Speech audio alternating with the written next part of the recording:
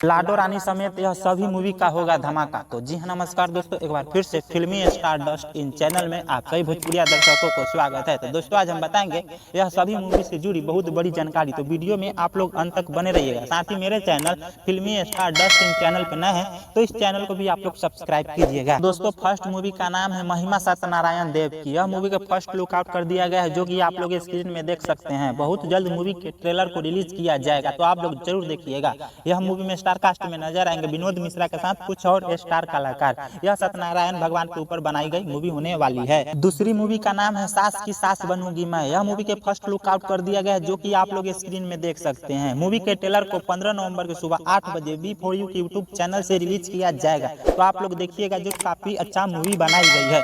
इस movie में star cast में नजर आएंगे भोजपुरी सुपरस्टार हीरोइन सुभी शर्मा, अनारा गुप्ता के साथ कुछ और स्टार कलाकार। यह एक पारिवारिक मूवी होने वाली है। तीसरी मूवी का नाम है बड़े घर की बेटी। इस मूवी को बहुत जल्द V4U के यूट्यूब चैनल से रिलीज किया जाएगा तो आप लोग जरूर देखिएगा। इस मूवी में स्टार कास्ट में नजर आएंगे भोजपुरी की अंजना सिंह, यामिनी सिंह के साथ कुछ और स्टार कलाकार। यह एक पारिवारिक मूवी होने वाली है। चौथी मूवी का नाम है अजब घर की गजब कहानी। इस मूवी को वर्ल्ड टेलीविजन प्रीमियर में 16 नवंबर के शाम 6 बजे भोजपुरी सिनेमा के टीवी चैनल पे चलाया जाएगा तो आप लोग जरूर देखिएगा। इस मूवी में स्टार कास्ट में नजर आएंगे भोजपुरी की अंजना सिंह, मनोज सिंह टाइगर के साथ कुछ और स्टार कलाकार। यह पारिवारिक मूवी होने वाली है। पांचवी मूवी का नाम है लाडो रानी। इस मूवी के फर्स्ट लुक आउट कर दिया गया है जो कि आप लोग स्क्रीन में देख सकते हैं। मूवी के ट्रेलर को बहुत जल्द यश कुमार इंटरटेनमेंट चैनल से रिलीज किया जाएगा। इस मूवी में स्टार कास्ट में नजर आएंगे भोजपुरी एक्शन किंग यश कुमार मिश्रा और उनकी बेटी।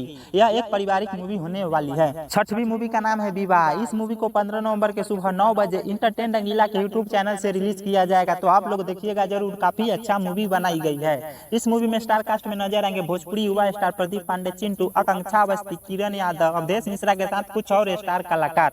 यह एक पारिवारिक मूवी होने वाली है। तो दोस्तों यह जानकारी आप लोग को अच्छा लगा होगा तो वीडियो को लाइक कीजिए और हमारे चैनल फिल्मी स्टार डस्ट इन चैनल पर नए हैं तो इस चैनल को भी आप लोग सब्सक्राइब कीजिए। मैं मिलता हूँ किसी नए वीडियो में, तब तक ले दीजिए इजाजत। धन्यवाद।